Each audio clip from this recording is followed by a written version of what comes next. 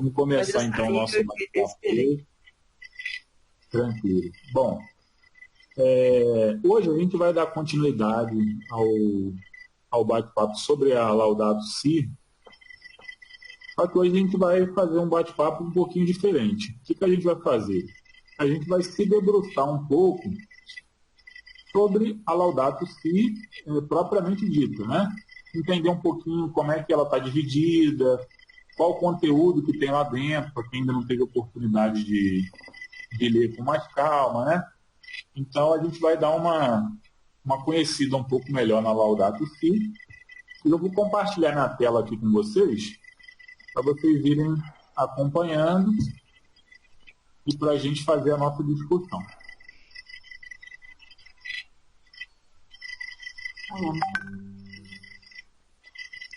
A nossa oração eu vou compartilhar com vocês também, tá? Pode ficar tranquilo. Ei, Raiane, paz e bem. Olá, paz e bem. Paz e bem, muito bem-vindo. Né? Obrigada.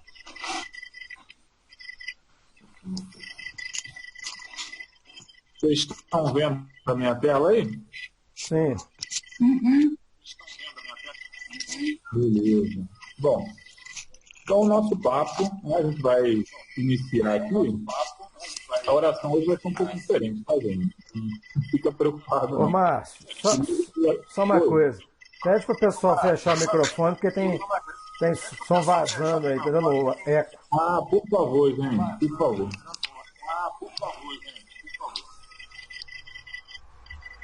Vai ser uma ajuda imensa.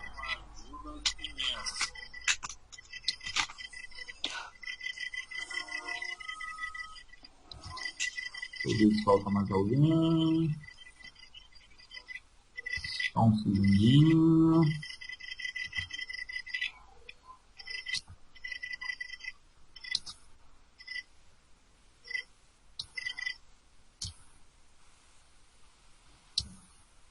Agora foi. Vamos lá.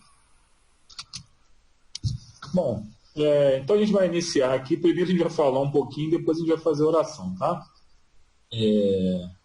O tema central da Laudato Si é o cuidado com a nossa casa comum, né? Então é isso que vai... Todos os capítulos vão se debruçar de alguma maneira sobre essa questão. E o que é importante a gente destacar logo de cara, né? É a questão da figura de Francisco de Assis e do próprio Papa Francisco, né?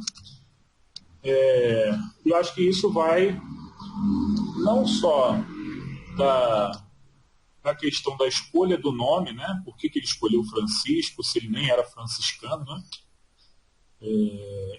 Mas muito pelas atitudes, né? O que a escolha desse nome representava, que modelo de igreja, que modelo de sociedade o Papa Jorge Bergoglio vem trazendo com a escolha desse nome, né? E aí o que é importante a gente resgatar? O Francisco, o original lá de Assis, ele foi eleito o homem do segundo milênio, né? O homem do primeiro milênio é Jesus Cristo, e depois uma eleição de uma revista americana, ela escolhe Francisco como a figura mais importante, né, entre os anos 1000 e o início dos anos 2000. E Francisco tem três coisas que sempre chamam muita atenção, né, durante a caminhada dele, que ficam muito marcadas, que são as três formas que ele enxergava assim, de mais especial na figura de Jesus, que era o Cristo eucarístico, o nascimento do Cristo, né, no presépio, e o crucificado, né?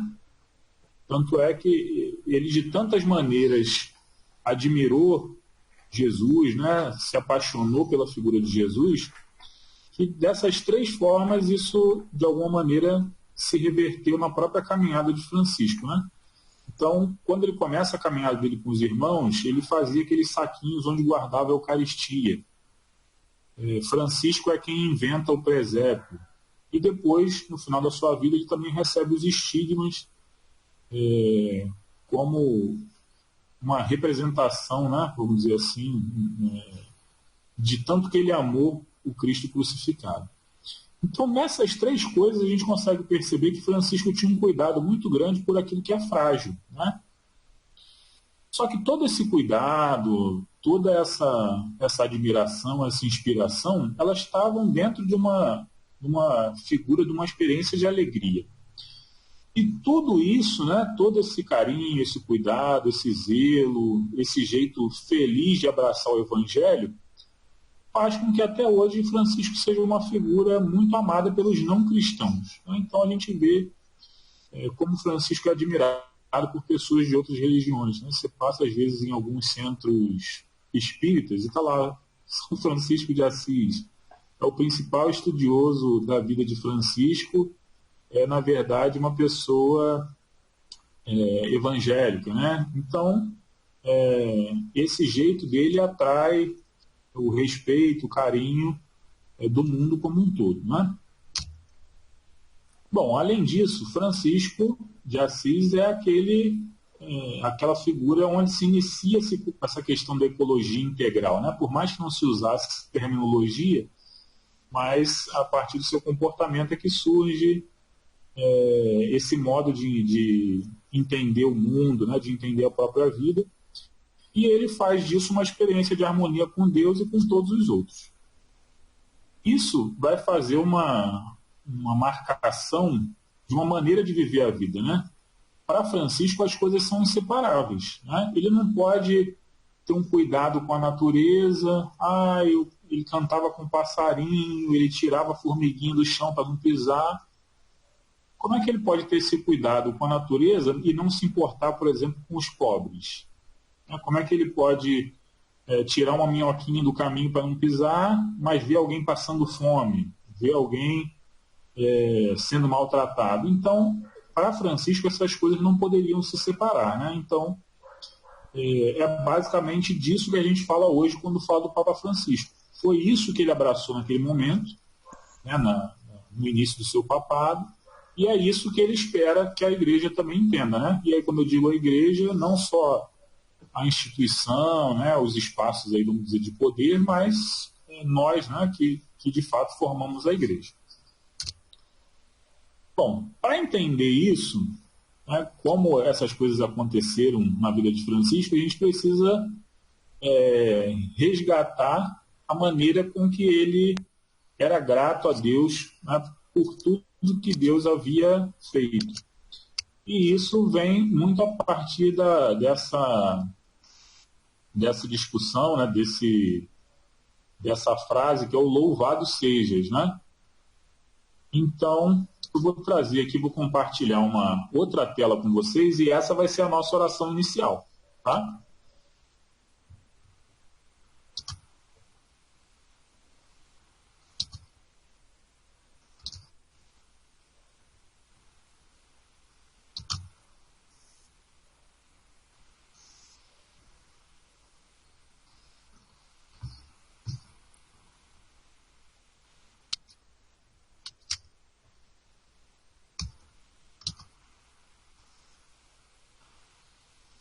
Vocês já estão conseguindo enxergar aí uma telinha de um vídeo? Beleza, então eu vou iniciá-lo aqui. Se o som estiver baixo, alguém dá um toque aí que eu dou um jeitinho de aumentar aqui, tá?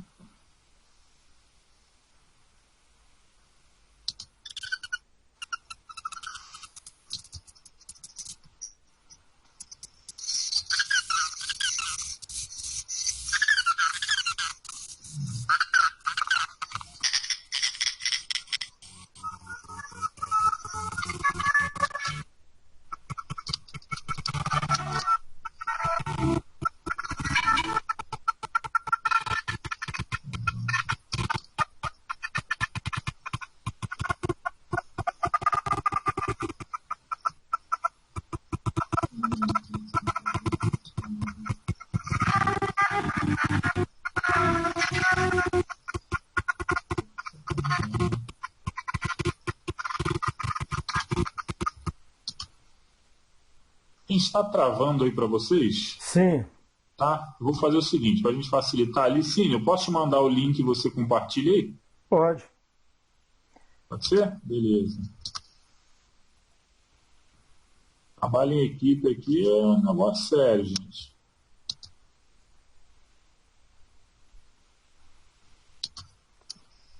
E sim, estou compartilhando no chat aí. Tá, beleza. Pronto.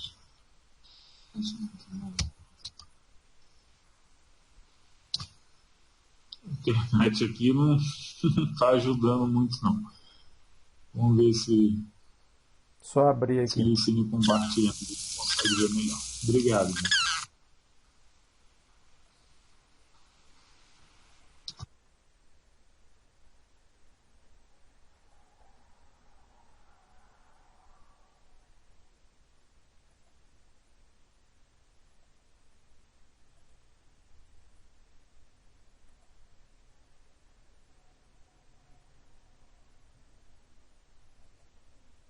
Estão vendo?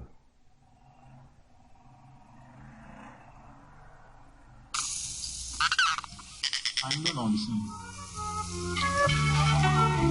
Só ouvindo. Ouvindo, tá? Sim.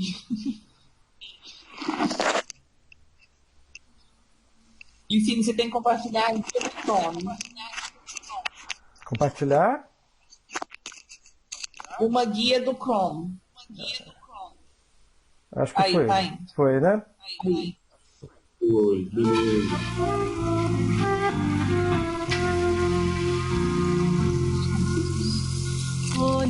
Onipotente, bom Senhor, a ti a Consegue aumentar um honra, pouquinho, glória sim? e louvor, todas as bênçãos de ti nos vêm, e todo o povo te diz amém. Louvado sejas das criaturas, primeiro sol, lá nas alturas, clareia o dia, grande esplendor, radiante imagem de ti, Senhor. Louvado sejas pela irmã lua, no céu criastes, é obra tua, pelas estrelas claras e belas, tu és a fonte do brilho delas. Louvado sejas pelo irmão vento, e pelas nuvens o ar e o tempo, e pela chuva que cai no chão, nos dá sustento, Deus da criação. Onipotente e bom Senhor, a ti a honra, glória e louvor, todas as bênçãos de ti nos vêm, e todo o povo te diz amém. Consegue aumentar um pouquinho, Patrícia? Aqui a gente... Patrícia, desculpa. A gente está ouvindo aqui e vai acabar. Senhor, pela irmã água e seu valor, preciosa e casta, humilde e boa, se corre um canto a ti entoa. Louvado sejas, ó meu Senhor, pelo irmão fogo e seu calor, clareia a noite, robusto e forte, belo e alegre, bendita sorte. Sejas louvado pela irmã terra, mãe que sustenta e nos governa, todos os frutos nos dá o pão, com flores que faz sorrir o chão. Onipotente e bom Senhor, a ti a honra, glória e louvor, todas as bênçãos de ti nos vêm, e todo o povo te diz amém. Louvado sejas, meu bom Senhor, pelas pessoas que em teu amor perdoam, sofrem tribulação, felicidade te encontrarão. Louvado sejas pela irmã morte, que vem a todos ao fraco e ao forte, feliz aquele que em ti amar, a morte eterna não mata.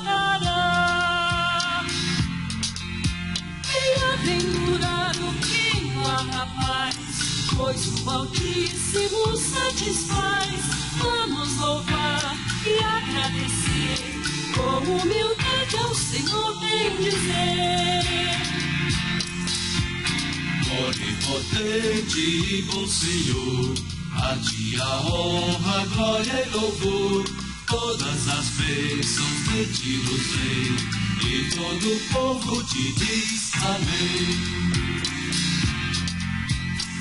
Onipotente e bom Senhor, a ti a honra, glória e louvor, todas as bênçãos de ti nos vem, e todo o povo te diz amém.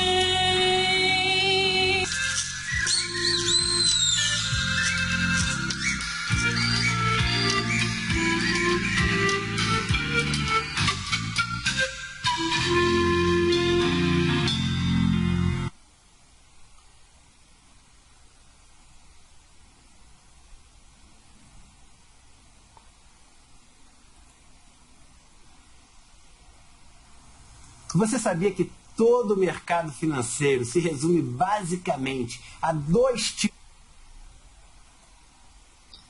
Obrigado, Licínio. Gente, eu vou fazer o seguinte, eu já coloquei o link aqui no chat, mas eu vou mandar no grupo do WhatsApp, para quem não conseguiu acompanhar com calma, aí depois vocês assistem com mais tranquilidade para poder degustar mais um pouquinho. Para quem não conseguiu pescar tudo, eu vou ler alguns trechinhos aqui, tá? Da letra. Onipotente e bom Senhor, a ti a honra, glória e louvor. Todas as bênçãos de ti nos vêm, e todo o povo te diz amém. Louvado sejas nas criaturas, primeiro sol lá nas alturas, clareia o dia, grande esplendor, radiante imagem de ti, Senhor. Louvado sejas pela irmã água e seu valor, preciosa e casta, humilde e boa, se corre um canto a ti entoa. Louvado sejas, meu bom Senhor, pelas pessoas que em teu amor perdoam e sofrem tribulação. Felicidade em ti encontrarão. Louvado sejas pela irmã morte, que vem a todos, ao fraco e ao forte. Feliz aquele que te amar, a morte eterna não o matará. Então, esse cântico, né, que é conhecido como Cântico das Criaturas, escrito por Francisco, ele fala basicamente sobre todos os elementos criados por Deus, né? Por tudo que forma a vida. E por cada coisa dessa, Francisco dá um jeito de agradecer a Deus e reconhecer a função que aquela coisa tem na nossa vida, né? Então é um pouco disso que, a partir dessa escolha do nome do Papa, a partir desse modo de ser igreja, ele quer trazer, né? De todo o respeito a toda a criação. E é sobre isso que a gente vai discutir na Laudato Si. Então vou trazer de volta aqui a nossa apresentação.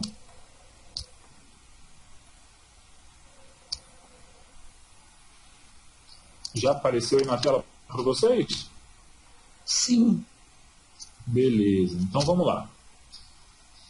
Uma coisa que é muito importante a gente entender é o seguinte: uma parte da nossa igreja que a gente consegue perceber claramente que é contra o Papa Francisco, essas pessoas acham que o Papa Francisco está tirando as coisas da cabeça dele, né?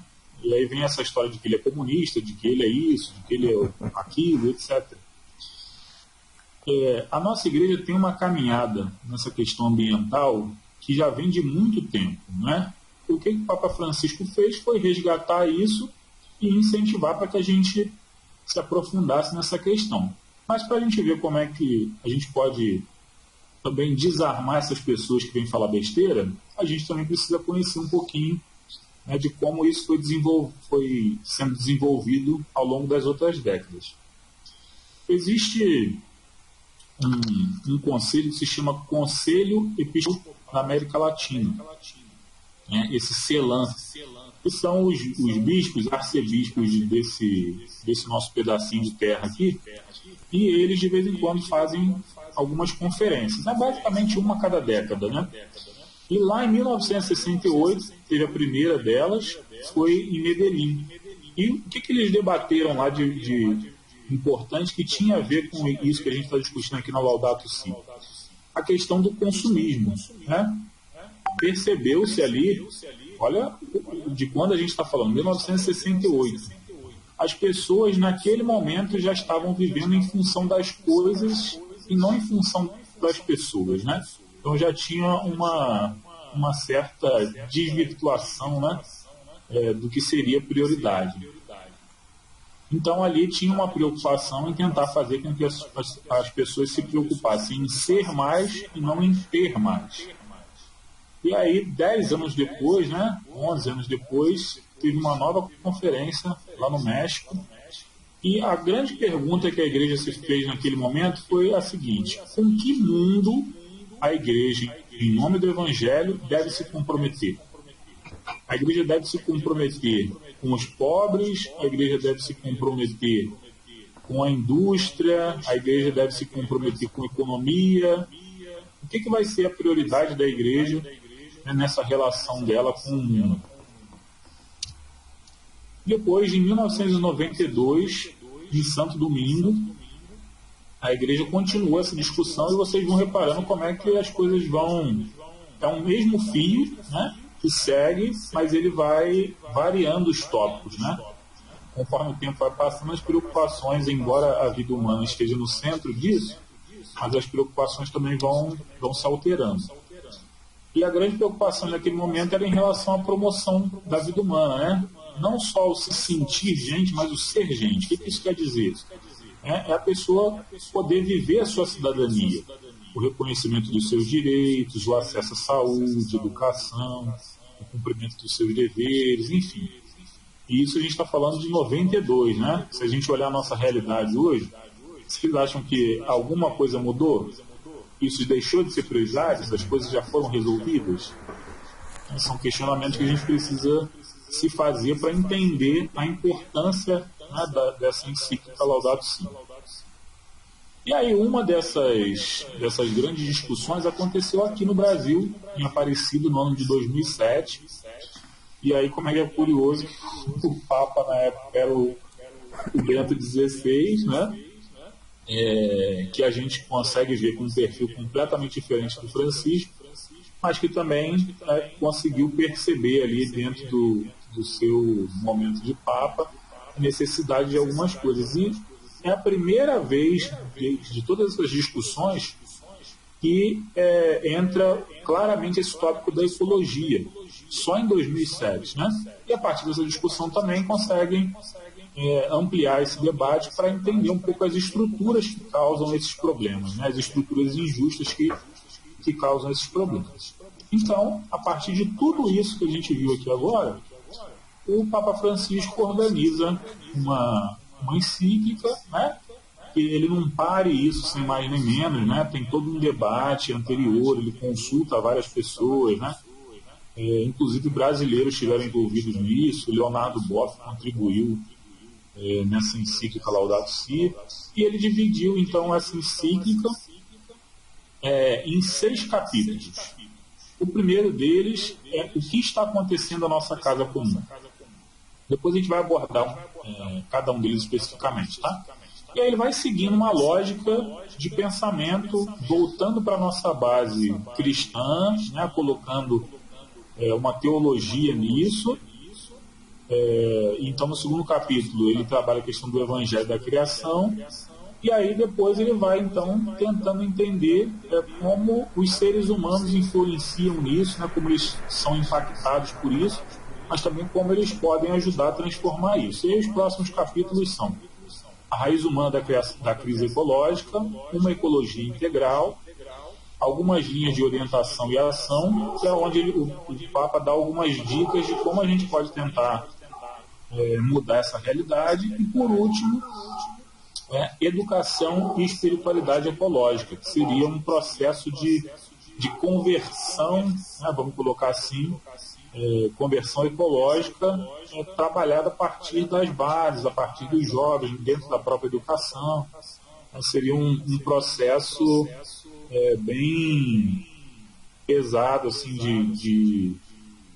de influenciar positivamente na educação para que as pessoas mudem, né? Bom, então vamos lá. Dentro do primeiro capítulo, que é o que está acontecendo na Casa Comum, então a gente vai ter um olhar, né, o que o Papa Francisco propõe é um olhar sincero para a nossa realidade, né? Não adianta a gente estar enfrentando várias coisas agora, né, como por exemplo a pandemia, e a gente se negar a enxergar que aquilo ali é um problema, né? Então, o primeiro passo dele é isso, gente. Olha, a gente está inserido numa realidade e a gente precisa olhar para ela. Tá? E aí, então, dentro dessa realidade que ele coloca da nossa casa comum, que está sendo deteriorada, ele vai cuidar de 6 áreas. Assim, ele vai falar um pouco mais de 6 coisas.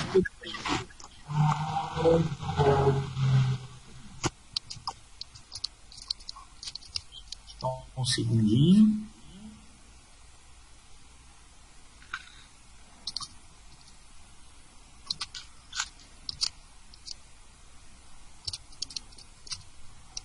Bom, que áreas são essas, né? Vou falar mais amplamente aqui e depois a gente vai abrir para discussão, tá? A primeira área que ele coloca, que é um reflexo desse problema mundial que a gente está enfrentando, é a questão da poluição e mudanças climáticas.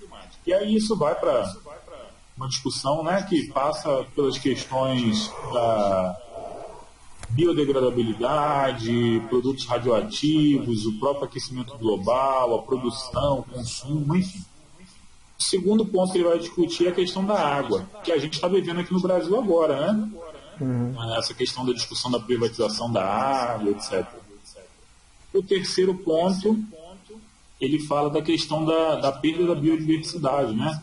Como é que essas coisas estão interconectadas e como isso causa problemas. E aí eu trago aqui como exemplo a questão das abelhas, né?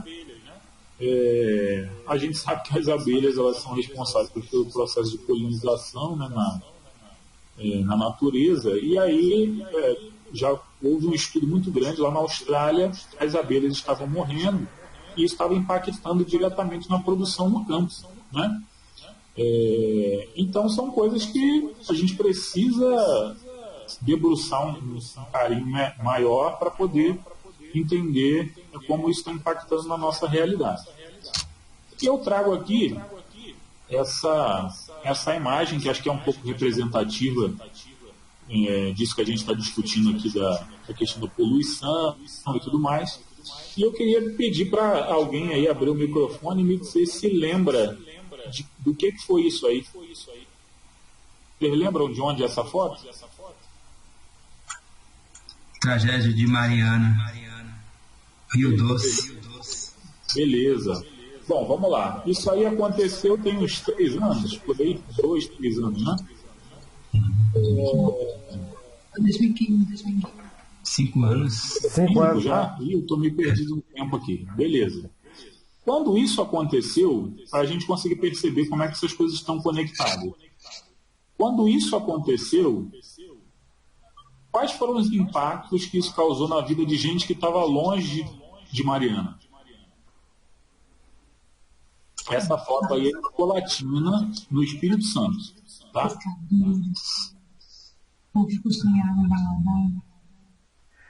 Foi imenso, né? Todo o Rio Doce, né? Ele foi acometido. Ainda tem uma questão que não foi muito divulgada, mas justamente logo após isso, Márcio, houve, né, logo após essa atentado terrorista aí, né, houve o maior surto de dengue até então na região aqui de todo o Vale do Rio Doce. O que aconteceu? Estava havendo morte dos peixes que comiam as larvas dos mosquitos, e sapos e outros animais que estavam na região ribeirinha ali e que estavam causando essa diminuição do número de predadores com mosquito. Beleza. Perfeito.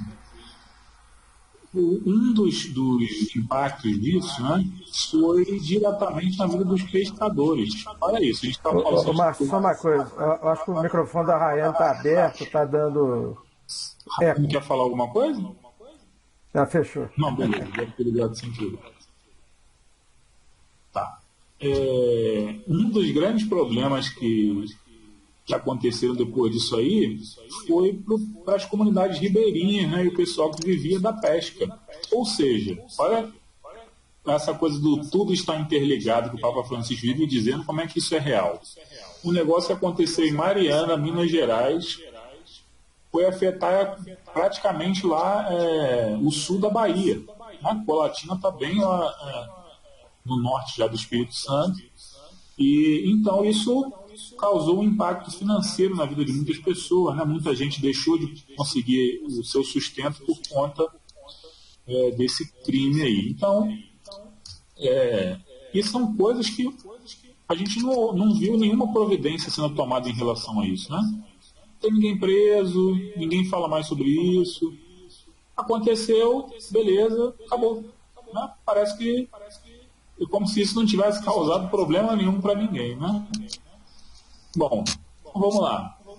Os outros 3 pontos que o Papa Francisco vai abordar com mais cuidado são esses aí: deterioração da qualidade de vida e a degradação social, a desigualdade planetária, que é um pouco disso que a gente estava usando nesse exemplo agora. Quais foram os afetados por aquele crime ali? O povo pobre, né? Nenhum rico foi impactado de uma forma muito grande por causa daquilo. Foram os pescadores, as pessoas que vivem à beira dos rios, que tiram o seu sustento dali, né? A sua vida gira em torno daquilo ali. E geralmente são os pobres que são mais impactados. E diretamente, como a gente tem visto agora, né, na questão da pandemia, já tem alguns estudos aqui mostrando que os impactos do vírus, né, seja no número de mortos, na questão do cuidado, da higiene, é muito maior nos espaços de favela. Né? As pessoas mais pobres são mais impactadas por conta desses problemas sociais todos. E aí, o último ponto que o Papa aborda nesse capítulo é que a resposta é sempre insuficiente, né? As coisas que deveriam acontecer para a gente prevenir esse tipo de situação, ou depois que acontece, né, uma resposta firme para que aquilo mudasse, elas não acontecem. Por quê? Porque há uma submissão, tanto a questão financeira, né, as grandes empresas fazem o que querem, botam dinheiro, calam os governos, os órgãos de controle, e também a questão tecnológica, né? Então, é basicamente isso que está sendo discutido no primeiro capítulo. Conseguir enxergar a nossa realidade, entender quem são os principais afetados por aquilo ali, como aquilo piora a qualidade de vida das pessoas, piora o contexto ao seu redor, e que após isso tudo, sempre há um cala-boca de quem tem o dinheiro, né? De quem causou a tragédia, de quem foi responsável por aquilo. Antes da gente seguir, eu vou fazer uma pausa aqui e vou pedir, já que a gente está falando desse cenário de impacto, né? De como as pessoas sofrem com todas essas questões, surgiu uma demanda nas nossas conversas aí no grupo de WhatsApp da Fraternidade Local, a gente se preocupando, né, com essa questão do Covid, como é que a gente pode fazer, o que é verdade, o que não é. Eu acho que a gente está aqui nesse ponto da discussão que fala sobre isso, né? Do que está acontecendo na nossa casa comum e como a gente pode enxergar essa realidade e também como a gente pode se movimentar para contribuir de alguma maneira para mudar essa realidade. Aí agora a gente vai fazer um mini intervalo aqui na Laudato Si e a gente vai falar um pouquinho sobre a questão da Covid. O Licínio vai compartilhar uma tela aí com a gente e vai atender esses nossos anseios aí, nossas preocupações, como a gente, enquanto franciscano, pode se comportar e atuar nesse momento. Tá bem? Pode partilhar aí com a gente, Licinho. Vamos lá.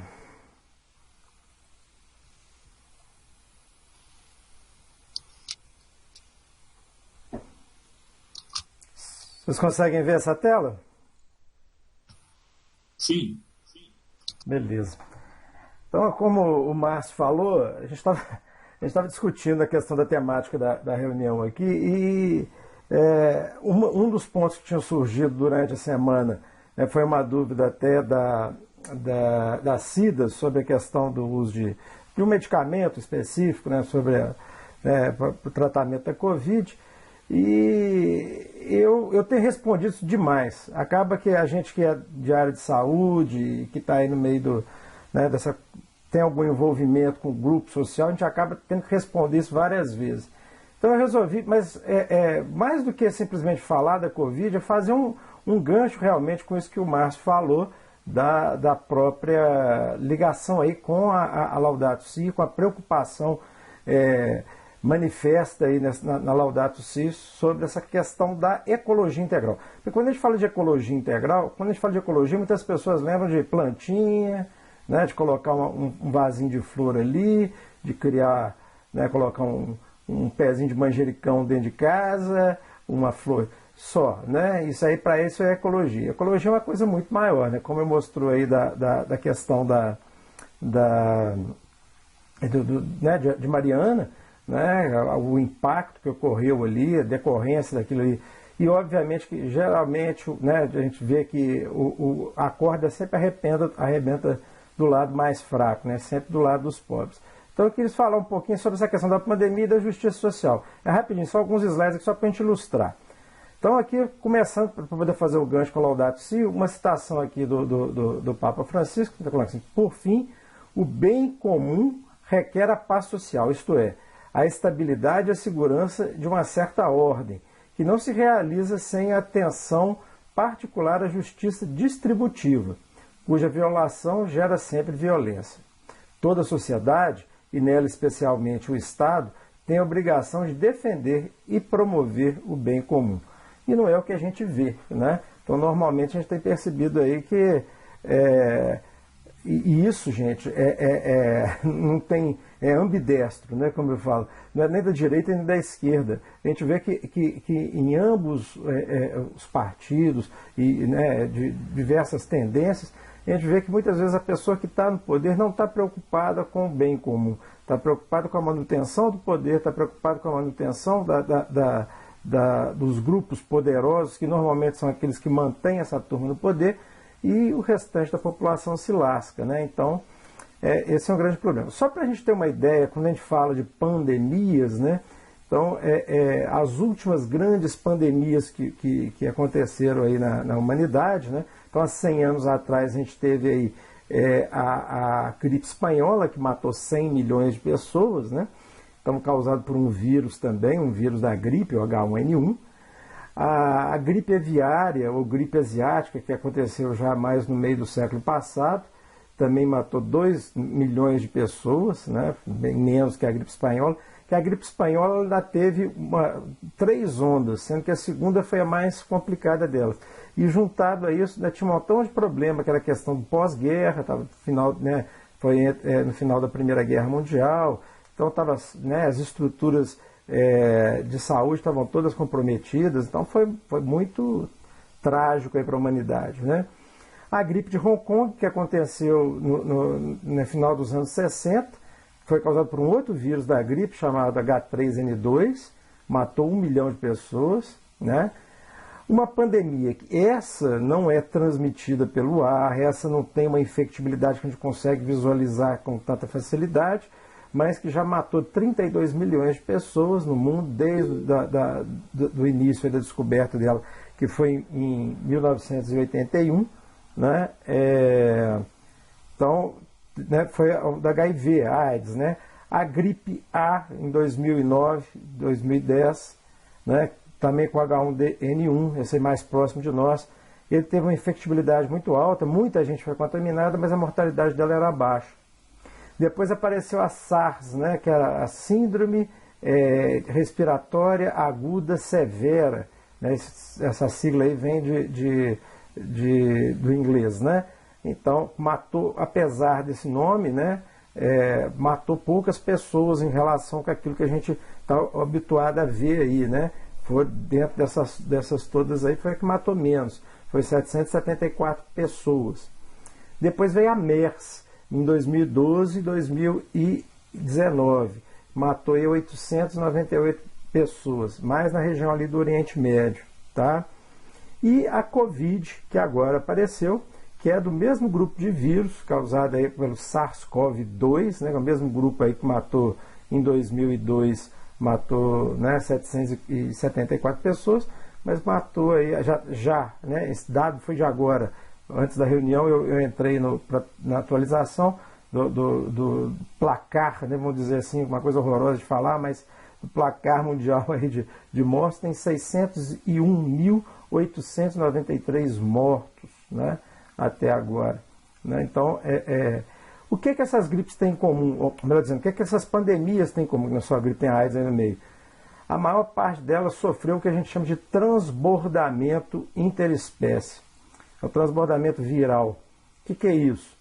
Saiu de um animal, muitas vezes animais silvestres, e partiu para o homem.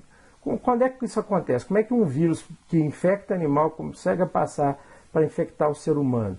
Isso acontece, gente, quando a gente tem um contato muito íntimo, né, ou muito próximo com esses animais.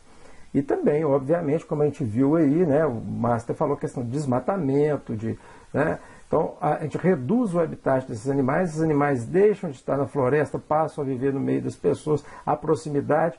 E aqui, né, um das grandes locais onde a boa parte dessas gripes aí, dessas doenças apareceram, foi a China. Por que a China em especial? Né? Eu vou comentar, né, aqui só mostrando, né, um quadro mostrando então esses vírus, né? Esses aqui são todos os vírus da família do Covid, tá? E a gente vendo aqui de onde que eles vieram. Esse daqui veio da alpaca. A alpaca é um bicho tipo uma lhama, um camelo, né, aqui da região aqui dos Andes. Morcego, de bovino, gado bovino, outra vez de morcego, e depois transbordou, foi para camelo, né? E do camelo passou para o ser humano, esse do MERS. E assim vai, né? E até que apareceu então o SARS-CoV-2, que hoje a gente sabe que ele veio de um outro bichinho, que é chamado pangolim. Beleza, então isso que é? Desequilíbrio ecológico, utilização da criação de uma maneira mal utilizada, mas tudo isso acaba, a gente pode perceber essa intimidade entre o ser humano e esses animais silvestres. Boa parte lá na China aconteceu por causa de um fenômeno que é a fome, né, que foi e é ainda a fome por lá. Então, se tem notícia da história chinesa lá, a população muito grande e, obviamente, com muita fome. E houve um período particularmente complicado, que foi logo no início da ditadura lá do Mao Tse Tung, né, que aconteceu então uma fome generalizada mesmo, com gente morrendo, 32 milhões de mortos de fome, então uma coisa horrorosa, canibalismo acontecendo, e eles começaram então a comer o que via na frente. Mexeu, eles estavam comendo, né? Então começaram a comer animais silvestres. Esses animais silvestres então passaram a fazer parte da cultura alimentar dos chineses, né? Então se você for lá no mercado de Wuhan, onde é que apareceu, onde se tem, né, notícia, onde se acredita tenha surgido aí, então a Covid, você vai encontrar cenas desse tipo aqui, morcego sendo vendido, pavão sendo vendido, cachorro, né? E aqui o pangolim, que é esse bicho que eu falei. Então, hoje, por estudos genéticos aí, se acredita que tenha transbordado o vírus, né, o Covid, o SARS-CoV-2, que é o nome desse coronavírus que está aí, tenha vindo desse bichinho aqui, tá? Esse bichinho, então, seria, não pode falar de culpado, né? Ele não tem culpa nenhuma de ter sido preso aí, de estar nessa intimidade aí com os seres humanos. Então fica aí no meio do mercado, pessoas dormem aí no meio desses animais, moram aí nesses locais e acaba que tem o contato com esse vírus. Um vírus desses adapta ao ser humano e aí, né, já viram o que deu, né? Beleza. Mas o mais importante a gente falar, né, é a relação. Bom, aconteceu isso, né? E aí? Como é que a gente faz? O que eu vou privilegiar? Né? Parece que é fácil a gente entender que você, não, é a vida, né? Eu vou tentar salvar o máximo de número de vidas possíveis, né? Mas não.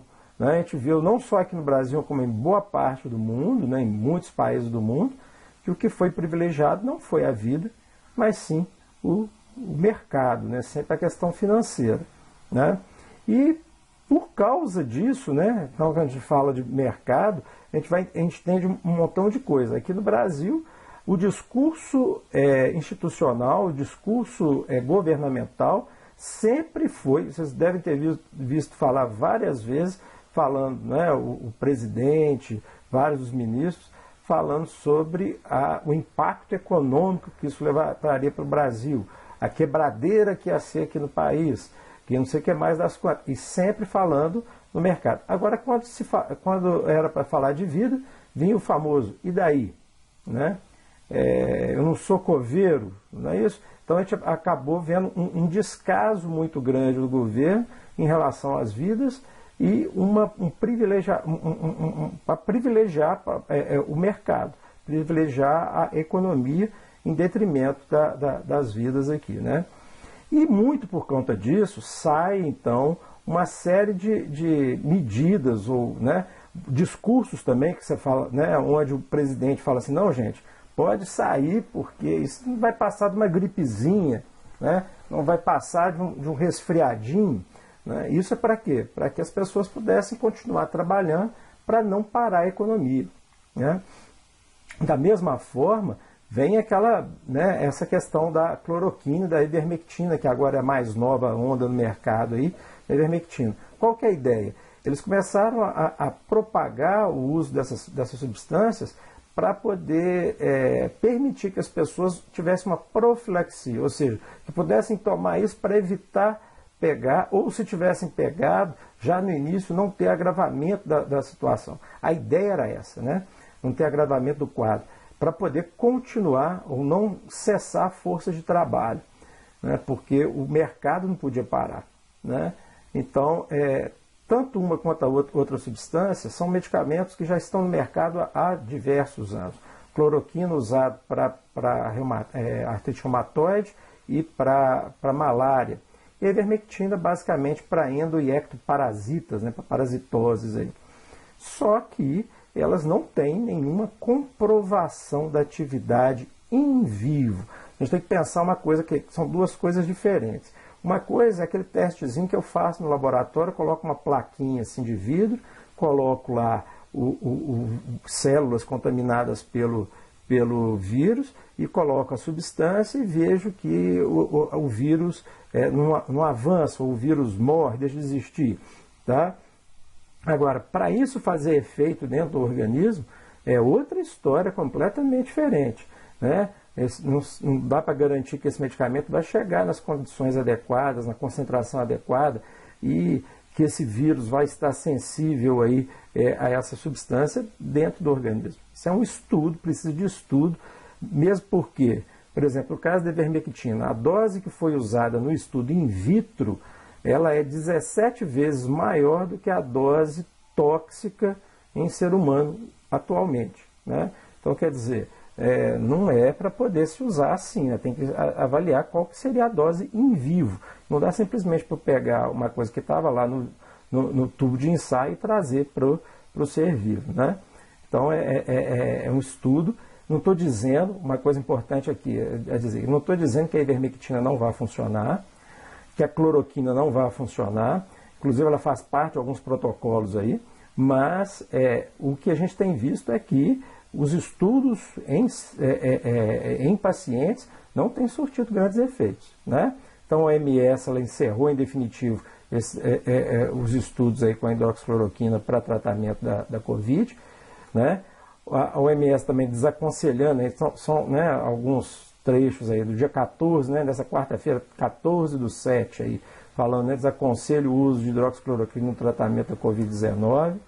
A Anvisa se manifesta contra o uso da ivermectina na Covid, e aqui até do Conselho de Farmácia, né, do grupo, o Centro de Estudo de Medicamentos, o CEMED, do Conselho de Farmácia, alegando, falando lá, advertindo, né, que a recomendação atual, portanto, considerando a ausência de fortes evidências científicas, é que não se deve utilizar medicamento ivermectina para tratar ou prevenir a Covid. Aí o que a gente vê, né? Quando o empresário, quando o governo manda o pessoal tomar essa medicação, e a gente viu aí alguns políticos, esse ano nós temos um problema maior, esse 2020 vai ser um ano terrível, justamente por conta né, é um ano eleitoral. Então tem político fazendo gentileza com o chapéu alheio aí, né, comprando medicamento com dinheiro público para poder distribuir para a população como se fosse a resolução do problema da Covid. Isso está acontecendo efetivamente lá em Betim. Estou numa briga lá com isso, né? Então, não é por aí, né? Muito bem. Aqui, gente, só para a gente ter uma ideia, quando se fala, né, os dados oficiais falando de mortes aí no Brasil, hoje nós estaríamos aí na casa dos 70 e poucos mil mortos, né? Eu peguei, para poder ter um dado oficial, uma coisa mais certinha, eu peguei aquele portal da transparência, onde você tem aí o registro de mortes. Eu não me preocupei, será morte por gripe, peguei número de mortes. Então eu peguei uma média de mortes dos anos de 2017 e 2019 e peguei o ano de 2020. Então, de 2017 a 2019, nesses 3 anos, entre março, que foi, né, o primeiro caso aqui no Brasil, apareceu em final 26 de fevereiro. Então, de lá para cá, eu considerei só março, abril, maio e junho. Né? Junho já estava fechado, julho eu não coloquei ainda porque não fechou. Então, de março a junho, considerando então os dados aqui de mortes no Brasil, né? Então na época, nesse período de 17 a 19, eu tinha aí 328.826 mortos. Né? Esse ano, só nesse ano, nós já estamos com 450.323 mortos. A diferença é de 121.497 mortos. Ah, Alicine, mas isso daí não é tudo morto por conta da Covid. Com certeza não, né? Mas é que a gente fala, às vezes não é causado pela Covid, mas muitas dessas mortes foram ocasionadas pela Covid. Por exemplo, um paciente que teve um infarto miocárdio, chega precisando de uma UTI, e a UTI está ocupada por causa do paciente de Covid, ele morreu não de Covid, mas morreu por causa da Covid. Se a gente levar em consideração que mortes por acidente de trânsito diminuíram, porque a movimentação aconteceu, está acontecendo menos, né? Então esses números aí devem estar muito próximos do real de mortos, né, diretamente pela Covid. Qual que é o dado atual, ou melhor dizendo, isso aqui, como eu falei, foi fechado em junho. Em junho, quantos que eu tinha, qual que era a estatística? Então, isso aqui, ó, tirado do portal G1, né, no dia 30/6, estava contando, então, 59.656 mortos, sendo que hoje a diferença daria em torno de 61 mil, ou seja, o dobro. Então, a gente acredita que tem o dobro de mortos aí. Isso daí, gente, quem que está morrendo? No primeiro momento se falou que era uma doença democrática, que atingia todo mundo, né? Realmente, no primeiro momento, quem veio de fora, quem estava viajando do estrangeiro, era a gente que estava, né, que tinha dinheiro. Agora não, né? Quem tem morrido é a população pobre, é a população negra, como a gente costuma ver na maior parte das vezes, né? São as mulheres, né? Mulheres negras e pobres, principalmente, porque são aquelas domésticas que estão trabalhando em domicílios, né? O pessoal que ainda está trabalhando, está sendo obrigado a trabalhar nas lojas. Então, quem acaba pagando o pato aí acaba sendo a população como um todo. É quem pega ônibus, né? Porque o empresário vai de carro, no isolamento lá dentro do carro dele, e vai ficar lá na salinha no fundo da loja. Mas quem está lá na frente é o pobre, né? É o trabalhador. Então, só para finalizar, né, colocando mais uma fala aqui do Papa Francisco, né, não se aprendeu a lição da crise financeira mundial e muito lentamente se aprende a lição do deterioramento ambiental. Em alguns círculos, defende-se que a economia atual e a tecnologia resolverão todos os problemas ambientais do mesmo modo de que afirma com linguagens não acadêmicas que os problemas da fome e da miséria no mundo serão resolvidos simplesmente com o crescimento do mercado. Então, na verdade, gente, não é o mercado que vai salvar o mundo, né? Então, nós temos que começar a pensar nisso como um grande problema social e a nossa humanidade aí está em perigo, né? Porque se não for por esse Covid agora, né, a gente mantendo a nossa lógica mercadológica aí, mais cedo ou mais tarde, está todo mundo aí afetado mais diretamente por esse desequilíbrio de toda a ecologia, de toda a Mãe Terra aí.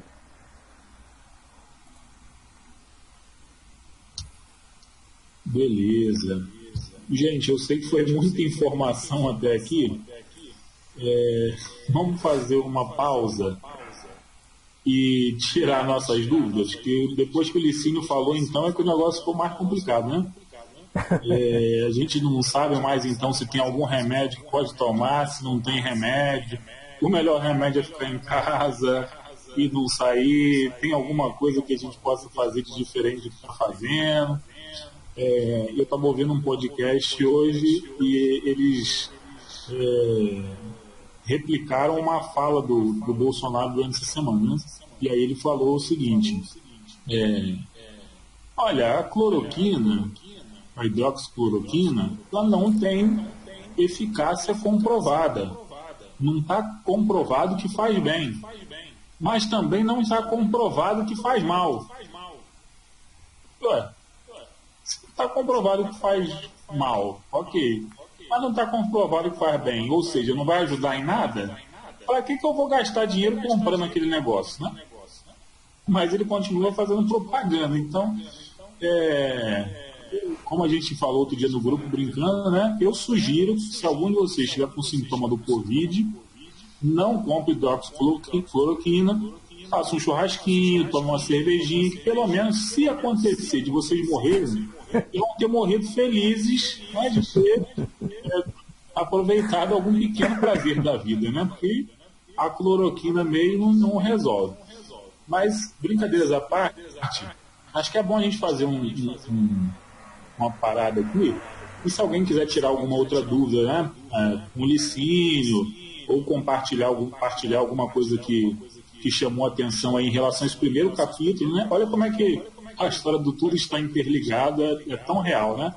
A gente estava falando sobre problemas que estão acontecendo na nossa realidade e falando, né, de quem é impactado, de como as pessoas que têm dinheiro se comportam diante desses problemas, e o que a gente está vivendo hoje é exatamente isso, né? Então, se alguém quiser partilhar alguma coisa que tenha chamado atenção, se alguém quiser esclarecer mais alguma dúvida com o Licínio, acho que antes da gente seguir a nossa discussão, seria legal ter esse papinho. Só, por favor, não me digam que algum de vocês já tomou cloroquina, que aí a reunião vai acabar aqui, né? Mas se alguém quiser comentar alguma coisa, fica à vontade aí. Ô, Licínio. Sim. Você tem. Eu queria saber o que você sabe sobre a população em situação de rua e sobre a população indígena. Ó, da população indígena, o que está acontecendo, né? O que tá, você até colocou aí, né? Pouco se fala de população, né, da população indígena, né? Eles nunca mostram. O que está, inclusive, agora, até foi uma fala, você não tinha entrado dentro do grupo, eu estava citando uma advogada e hoje ela tem um canal de YouTube, uma youtuber, né, que fala, chama Gabriela Prioli. Eu vou até digitar o nome aqui, depois se vocês quiserem procurar.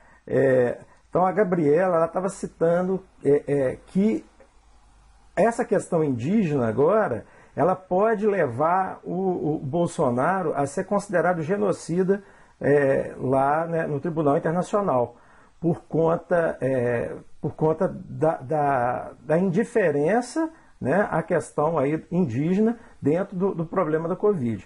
Porque o genocídio é quando premeditadamente se coloca uma população, né, em risco, né, de extermínio, como está acontecendo, de forma premeditada por conta ele desde o início da fala dele, da campanha, ele falava que ele não ia dar 1 centímetro de terra para o índio, né? Não ia dar mais nada para o índio e tudo mais. E está cumprindo isso, né? Ou seja, as políticas sanitárias para o índio, nada. Para a população de rua, quem tem feito alguma coisa pela população de rua são os movimentos sociais. Né? A igreja, pastorais, né? As pastorais de rua e tudo mais.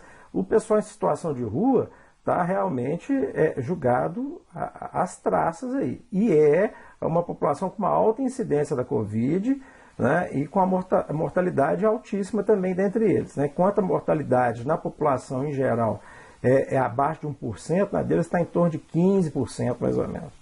Né? Mais dúvidas? Gente, eu não quis ser muito técnico não, né? Colocar muito termo técnico, mas tem muita coisa para falar de Covid, né? Hoje, eu falo que a gente, entretanto, a gente está aprendendo as coisas aos poucos, né? É o que a gente diz, que está aprendendo a trocar o pneu com o carro andando. Né? Eu posso falar? Posso falar? Pode. Sobre a questão indígena, né? Eu acho que está acontecendo realmente um genocídio. Todos aqueles vetos que o Bolsonaro fez realmente são para atingir a população, né, indígena como um todo. E eu fiquei estarrecida quando eu vi um vídeo mostrando assim, porque quem está mandando o Brasil hoje são os militares, né? Você pega o Ministério da Saúde em plena pandemia, gravíssima situação. O ministro, entre aspas, é um militar que não entende nada de medicina e que está comandando aquilo, né? O outro que está tomando conta, né, dessa questão, que é o vice, que é o, como chama?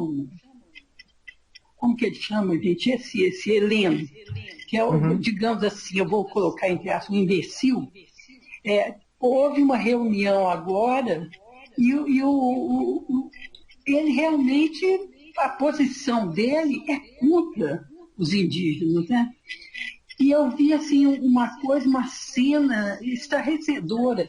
Mulheres de militares de alta patente foram à terra dos Yanomami. Não sei se vocês viram isso. E levaram como dondocas da alta sociedade, levaram roupas, pinturas para passar no rosto das meninas, para virar Gisele Bündchen, né, com certeza, sem máscara, levando esse tipo de coisa para a aldeia Yanomami, uma coisa chocante, quer dizer, mostra o grau de visão colonialista, né, de desprezo pelos pobres, as crianças sentadas assim numa mesa e elas conversando com as crianças sem máscara, né? Quer dizer, impondo uma cultura, um desrespeito à cultura Yanomami, né? Então, é um projeto mesmo é uma política mesmo de extermínio. E eu acho que não é só por não demarcação, né? A invasão de mineradoras lá e tal. Os pobres, de modo geral. É um projeto. Quer dizer, vamos tirar esses pobres. menos gente para ir para o INSS, menos gente para ir para o SUS, né? Acabar com o SUS. Então, é um momento gravíssimo que a gente está vivendo. Gravíssimo. E eu acho que mais do que nunca nós, né, os cristãos, né, os franciscanos, nós aqui, né, nós temos que realmente pensar medidas alternativas de trabalho, sabe? Com essa dificuldade que a gente está, mas sabe o que fazer. sabe? Porque é trágico, sabe? É um momento trágico.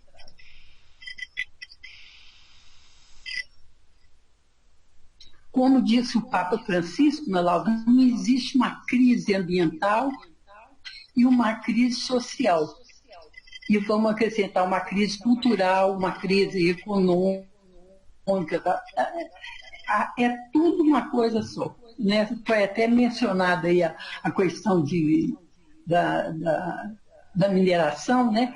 E Conceição do Mato Dentro, tem um pequeno grupo começando lá, da UFS, e também na época ele estava lutando aí por causa de Mariana, né?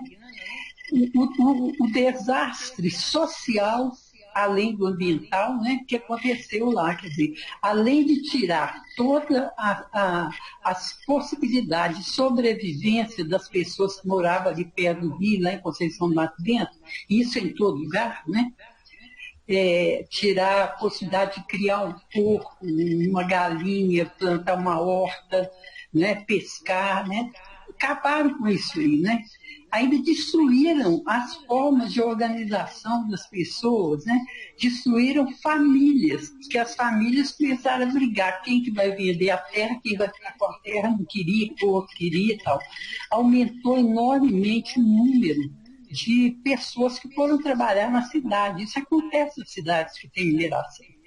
E, com isso, houve uma desarticulação das famílias, aumentou o trabalho infantil, aumentou o número de exploração sexual de crianças e adolescentes, quer dizer, é um desastre em bloco, não uma parte só, né?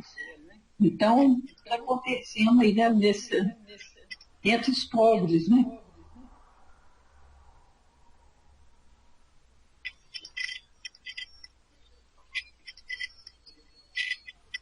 Beleza, velhinho. Obrigado, viu? Mais alguém quer comentar alguma coisa, tirar alguma dúvida? Rayane?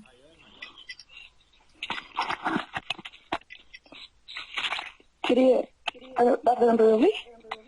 Sim. Pode falar. Só comentar o que a Zelinha está falando dos desastres, né? Que a palavra é essa mesmo, né? Quando a gente mexe com a ecologia, que quando acontece algum desses eventos, o desastre, ele é tão grande que fica imaginável da gente mensurar quando a gente olha só por um ângulo. E quando a gente fala desastre, dentro dessa palavra mesmo, sabe, dentro da abordagem toda, que o desastre ele começa geralmente ecológico, depois passa para o desastre social, político, e até entrar dentro das famílias mesmo. Eu não sei o que eu posso falar, oportunidade, ou o que é. Eu estava no desastre de Mariana, né, pós rompimento de barragem, e agora eu estou a fazer 1 ano e meio que eu estou aqui em Brumadinho, né, estou até sem a figura, porque aqui em Brumadinho não pega muito internet para para ficar melhor do vídeo. E o desastre, como a Zelinha falou, as pessoas ficam tão com a cabeça ruim que começam... A maioria das famílias aqui já saíram do como elas estavam. Elas começam a brigar entre si por conta de dinheiro, né, terra, indenização, e praticamente todas, assim, a gente estava olhando com a moça do Recursos Humanos, praticamente todas já saíram da estrutura primária da família que antes tinha do desastre, que, né, primariamente era um desastre ecológico, e 80% delas já modificaram assim, totalmente em 1 ano. Então, coisas assim que dinheiro realmente não compra. Quem está dentro, a gente vê as situações são bem caóticas, mas quando a gente pensa assim no todo, é é bem pesado realmente. Acho que a palavra define mesmo é desastre.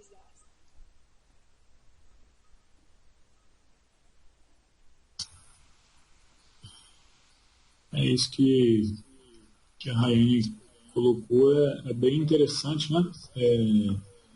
A gente observar. Eu tenho contato com uma pessoa que trabalha junto da Arquidiocese lá em Brumadinho, e como a gente estava conversando, né, dessa coisa uma espécie de silenciamento, né? O poder das empresas, como isso influencia, né? Como a gente estava falando, lá em Brumadinho, por exemplo, as famílias, né, ocorreram as mortes, então as famílias entendem que elas são as vítimas, né? As vítimas são aqueles que morreram, né? As famílias entendem que os que foram impactados foram eles, né, que perderam alguém próximo. Só que, como a gente está falando, muitas outras pessoas foram impactadas por aquilo, né? Os indígenas, por exemplo, né, que viviam ali da pesca, né, por conta do rio, o pessoal que trabalha, né, que vivia em função da própria questão do rio, a Vale está colocando as famílias contra essas pessoas. Então, essas rodadas de negociação aí, o que elas estão trazendo à tona? A Vale diz que, olha, eu posso pagar, mas eu vou pagar, vou usar esse dinheiro com quem? Vocês vão aceitar dividir o dinheiro com o pessoal que não perdeu familiar nenhum?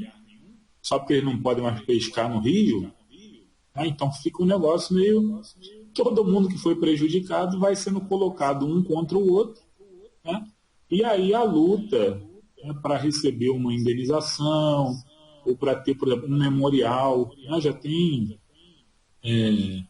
vai fazer 2 anos desse ocorrido e até hoje não tem um memorial pelas vítimas, né? Olha o tanto de dinheiro que a Vale continua investindo em diversas outras coisas, mas em respeito à memória dessas pessoas, pouco foi feito, né?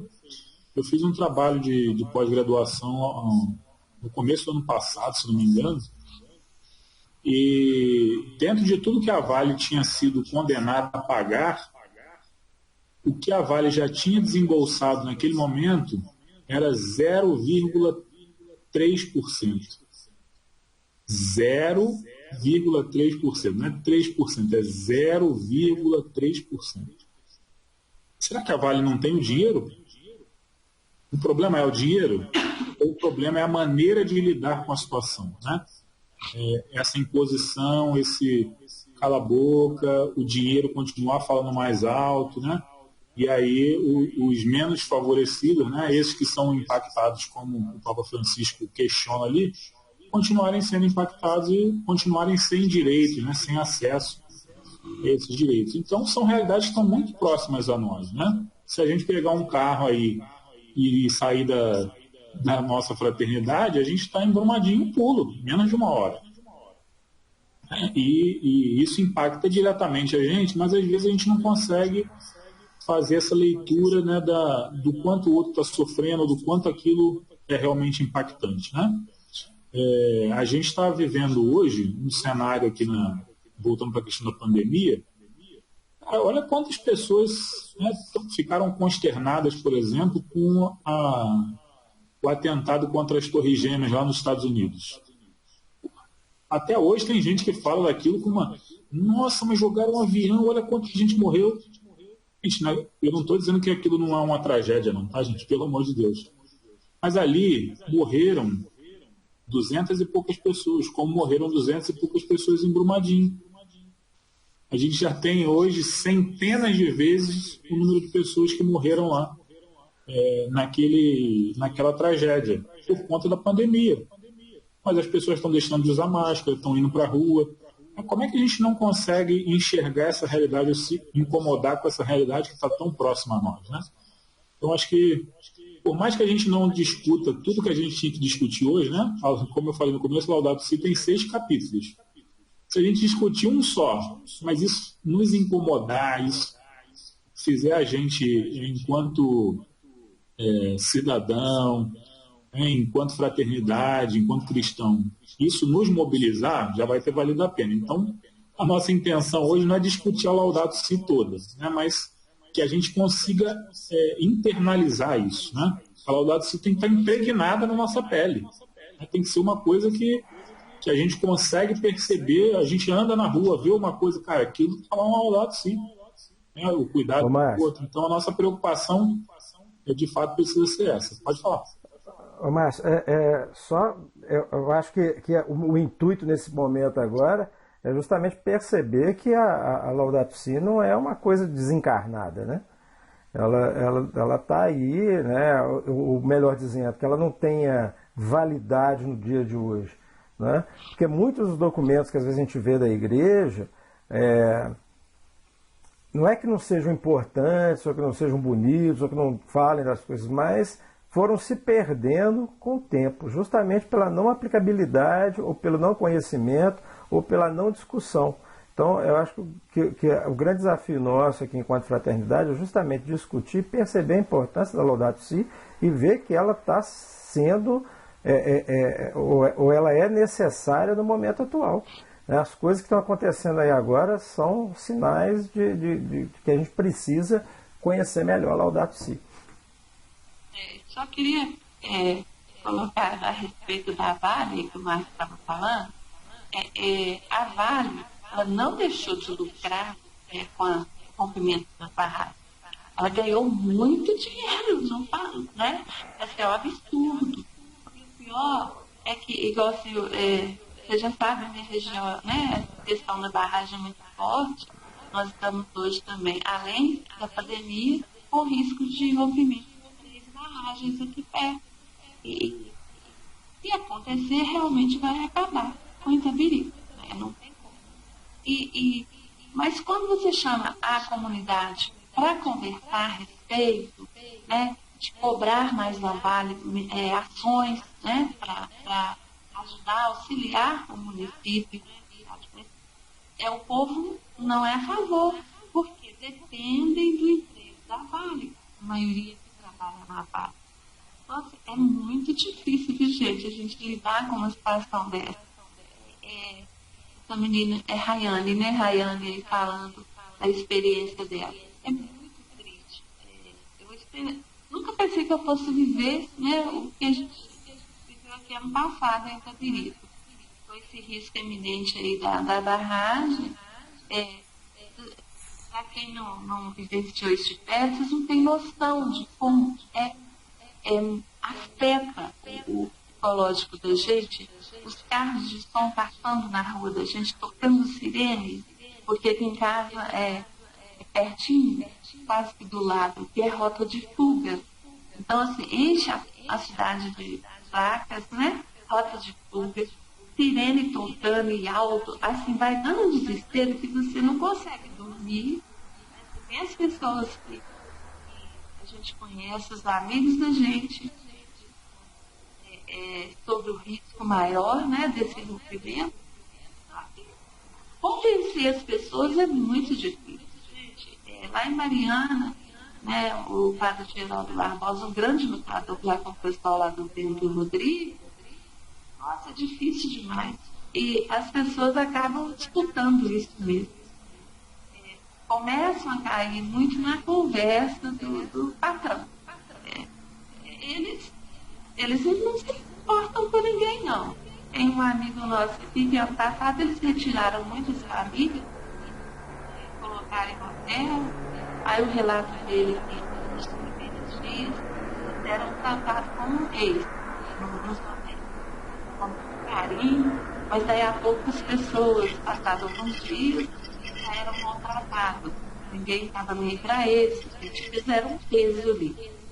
E assim, a Vale vai causando isso aí. Eu acho que a responsabilidade nossa é muito grande para ajudar a solucionar, né? Enquanto estivermos por aqui. E Licínio, gostei muito do que você falou, aprendi muito com você. E aí veio muito forte no meu pensamento quando você falou da China, a respeito da dificuldade que passaram aí na época de não ter o que comer, né? Aí a gente fica vendo o preconceito das pessoas com a China, né? É pouco, a gente não sabe, né? A origem. Eu duvido que alguém que passe fome mesmo não vá comer o que estiver mexendo na frente, né? Eu sugiro, inclusive, tem um filme que é bom de assistir. Bom assim, né? Não é muito bom não, porque ele é meio indigesto. Mas é aquele O Poço, não sei se vocês já assistiram, né? Está no Netflix, né? É um filme interessante, porque, não vou dar spoiler aqui não, mas fala muito dessa questão da divisão em estratos sociais, né? E também o que cada um faz na hora que você está por cima ou que você está por baixo no extrato social, né? Diferente, né? Se você está lá embaixo, o que você faz? Se você está lá em cima, o que você faz? Então são coisas, é um filme interessante para a gente analisar nesse sentido.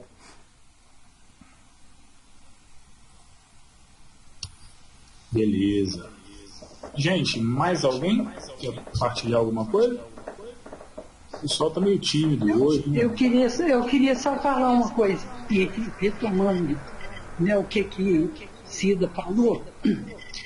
Como é difícil as pessoas reagirem a uma situação, é um crime que a Vale cometeu. Né? Não é um desastre, é um crime.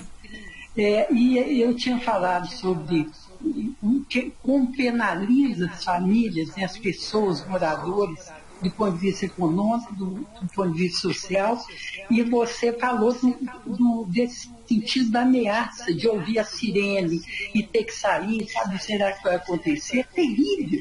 Quer dizer, tem um problema psicológico gravíssimo que está em cima das pessoas, e a Vale não vai resolver uma questão dessa, não está resolvendo nem o mais simples, né? Então, essa questão psicológica e a questão cultural. Para os indígenas, o rio é a vida deles. O rio é o lugar do culto.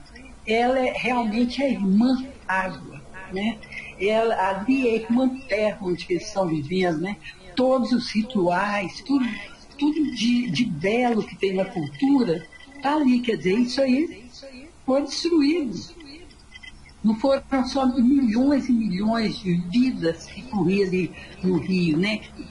Constituíam, né, uma população dentro do rio, né? Não era só peixe, muito mais do que isso. Para os indígenas é gravíssimo, é um corte na própria cultura, no próprio modo de vida, né? Então eu acho que sabe,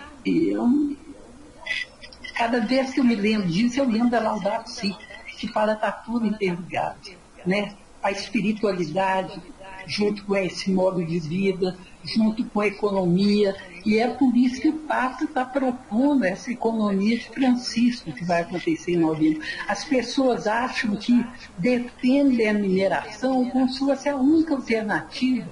Quer dizer, ali dá um trabalho para as pessoas, então viram assim, a alternativa, mas não é. Você tem milhares de outras formas de constituir uma economia que não seja lesiva à natureza, às pessoas, né? Às comunidades, tal. Você tem milhares de formas. Então, é muito importante nós, como franciscanos, né, acompanharmos a discussão sobre a economia de Francisco, o que está acontecendo. Né? Vai lá tem vários sites, né? várias maneiras de você acessar o que está acontecendo em termos de discussão. Que a moçada vai em novembro participar de uma bela convocação do Papa, que mostra que não necessariamente, aliás, não deve ser, né? A mineração ser central, tem alternativa, né? A ideologia, a maneira é imposta, né? Então as pessoas acham que não é culpa das pessoas, como foi falado no começo, é o mercado que comanda isso, né? São os riquíssimos aqui do mundo. Perfeito. Vamos lá, gente.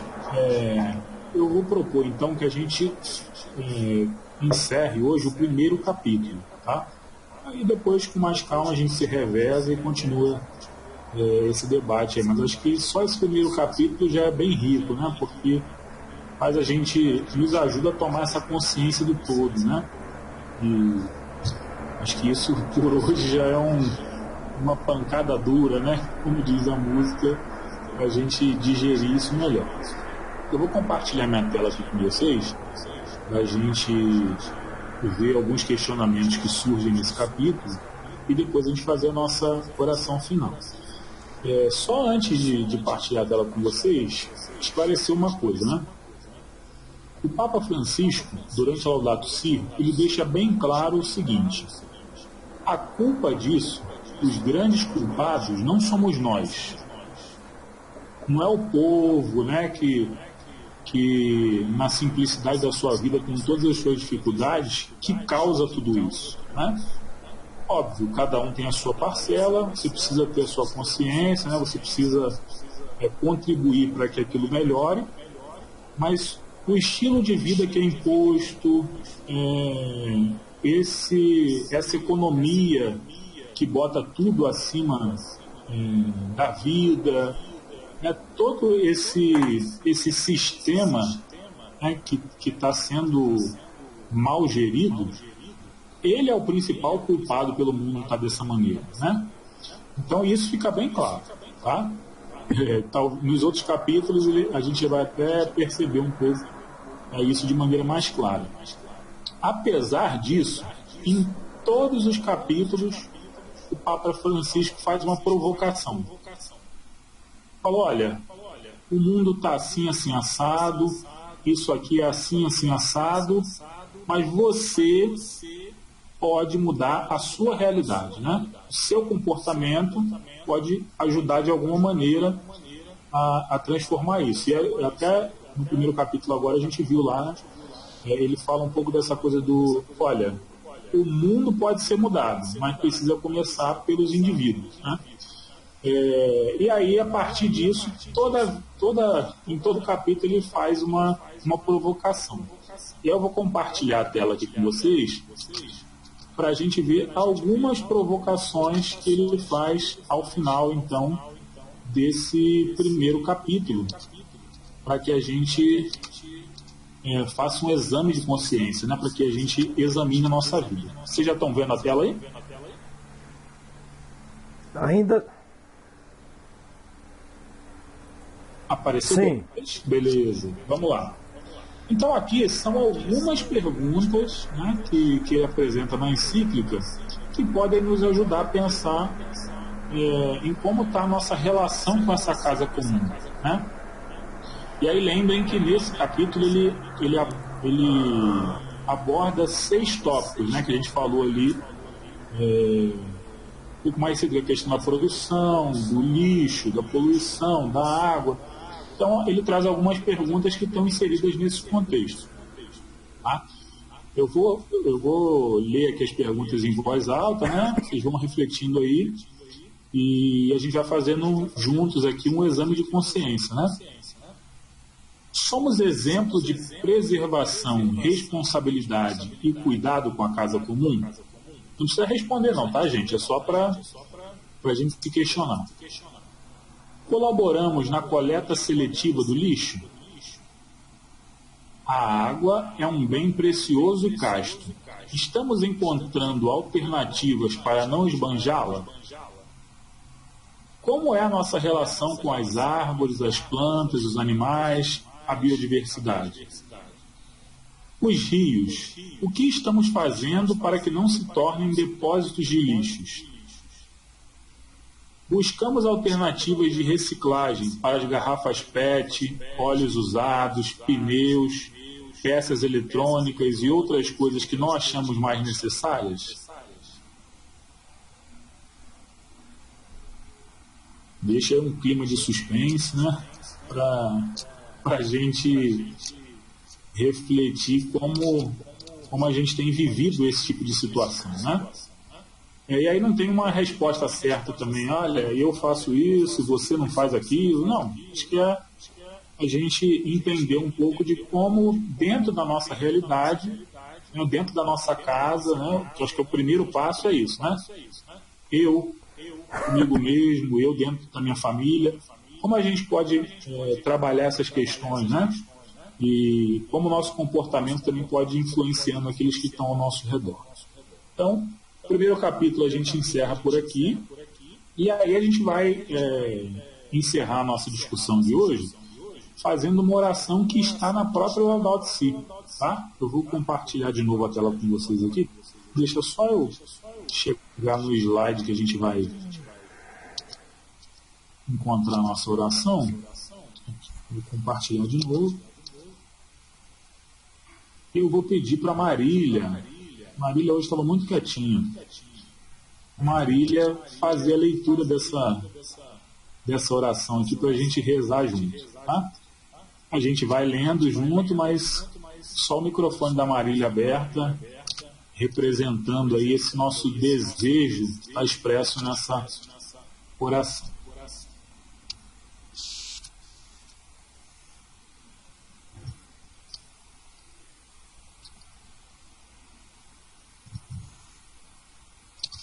Pronto.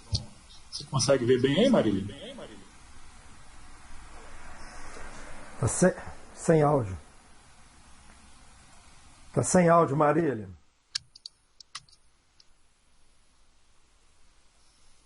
Agora eu volto. Vou ver se eu consigo enxergar, viu, gente? Está muito miudinho. Ah, se não der, a gente dá um jeitinho aqui. Não estou vendo, não está dando para ler, não. Não? Não. Peraí. Licínio está conseguindo ver legal? É porque a Marília está no celular, fica pequeno na tela. Entendi. Estou no celular. Eu estou na tela aqui. Desculpa, Marília, te botei na furada, eu não sabia. Posso ler? Oi, Geraldo. Pode ler? Lê então, Geraldo, faz favor. Oração. Então vamos. Oração cristã com a criação. Nós vos louvamos, Pai, por todas as vossas criaturas que saíram da vossa mão poderosa. São vossas e estão repletas da vossa presença e da vossa ternura.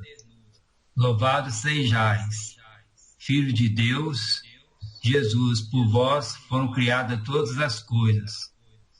Fostes formado no seio materno de Maria e fizeste-vos para a parte desta terra. E contemplaste este mundo com olhos humanos. Hoje estáis vivo em cada criatura com a vossa glória de ressuscitado. Louvado sejais, Espírito Santo, que, com a vossa luz, guiai este mundo para o amor do Pai e acompanhais o gemido da criação. Vós viveis também nos nossos corações, a fim de nos impelir para o bem. Louvado sejais, Senhor Deus, unitrino, comunidade estupenda de amor infinito, e ensinai-nos a contemplar-vos na beleza do universo, onde tudo nos fala de vós. Despertai o nosso louvor e a nossa gratidão por cada ser que criastes. Dai-nos a graça de nos sentirmos intimamente unidos em tudo que existe. Deus de amor, mostrai o nosso lugar neste mundo como instrumentos de vosso carinho por todos os seres desta terra, porque nenhum deles sequer é esquecido por vós. Iluminai os donos do poder e do dinheiro, para que não caiam no pecado da indiferença. Amem o bem comum, promovam os fracos e cuidem deste mundo que habitamos. Os pobres e a terra estão brandando, Senhor. Tomai-nos sob o vosso poder e a vossa luz para proteger cada vida, para preparar um mundo melhor, para que venha o vosso reino de justiça, paz, amor e beleza. Louvado sejais. Amém. Amém.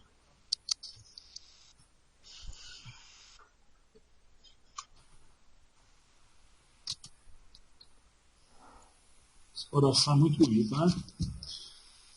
Bom, a gente finaliza por aqui, né? O que vocês acharam? A discussão rende mais? Deu para dar uma aprofundada nesse assunto específico?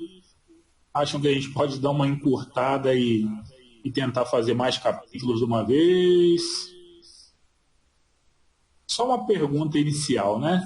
Quem já tinha lido a Laudato Si? Levanta a mão aí. Quem já conseguiu parar para ler com calma? Mais ou menos metade, né? Beleza. Mais ou menos metade de nós. Beleza. Rayane comentando aí que um por vez acha legal, porque dá para discutir com mais calma. Bacana. Eu acho que a gente pode fazer um revezamento aí e ir discutindo, né, os outros capítulos. Os outros capítulos vão dar uma chacoalhada também, né, porque cada capítulo trata de um determinado assunto. Beleza. A Andresa também acha que um por vez. Bacana. Legal. Bacana. Valeu, Luciano. E a gente vai, então, organizando esse nosso bate-papo aí. Eu espero que tenha contribuído, né? E espero que em breve a gente se encontre também, né? Daqui a 15 dias, só para reforçar. Nossas reuniões são sempre no primeiro e terceiro sábado, tá bem? A reunião com o pessoal que está fazendo a formação é num dia separado. Vou até pedir para o Licínio reforçar aí como é que está essa questão dos dias de reunião, horário, né? Nós estamos fazendo alternado, né, com as reuniões da fraternidade. Então, estamos fazendo no segundo e quarto. Na semana passada, eu não pude, eu passei muito mal no dia, estava com uma dor de cabeça muito grande. A Cida tinha pedido para poder a gente mudar o dia para domingo, e no domingo eu tive essa indisposição. Então, nós ficamos de fazer amanhã, não sei se vocês estão lembrados, né? Então, amanhã, para recuperar da semana passada. Estava lembrado? Não, Cida? Balançou a cabeça negativa. Tudo bem. Se vocês acharem também, se vocês acharem que como a gente teve reunião agora, deixar para o próximo sábado, não tem problema. Falhar um sábado não é problemático aí, não. Mas depois a gente conversa. Pode falar. Eu não estava sabendo que era amanhã, não. Mas tudo bem, não para.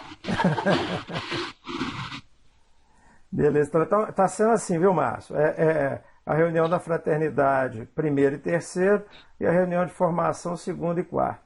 E o quinto, quando tem quinto, é descanso. Beleza, tranquilo. Só então reforçando, quem está nesse processo de formação agora Denise, Rayane, Cida e Luciana. É isso? E a Patrícia. Beleza, perfeito. E a Patrícia que não está presente. Isso, verdade, desculpa. Porque eu fui olhando aqui na tela o nome do povo, a Patrícia não está, eu esqueci. Beleza, gente, acho que é isso. Obrigado por terem vindo, né? Nesse período que a gente está vivendo, essa coisa louca que a gente acabou de discutir, o dom da fraternidade é cada vez mais necessário, né? A gente parar, partilhar, dividir a vida, fazer como as primeiras comunidades cristãs faziam, né? Cada um poder expressar a sua opinião, a gente conseguir perceber se a gente está bem, se alguém está precisando de alguma coisa, né? Esse nosso espaço é para isso, né? Viver a fraternidade é isso, né? Só discutir, né? Fazer uma leitura e discutir uma reflexão do Evangelho da vida de Francisco, mas fazer disso a nossa própria vida, né? Se importar com o outro, de querer bem ao outro. E assim a gente vai construindo essa fraternidade bonita aí. Um bom final de semana para todo mundo. Tenha um bom descanso aí. Vamos recuperar nossas energias para a semana que vai iniciar. Tá bem? Um abraço. Paz e bem. Bem, obrigada. Paz e bem. Tchau, tchau. Tchau, tchau. Paz e bem. Tchau. Paz e bem. Tchau, Carol. Paz e bem. Tchau, tchau.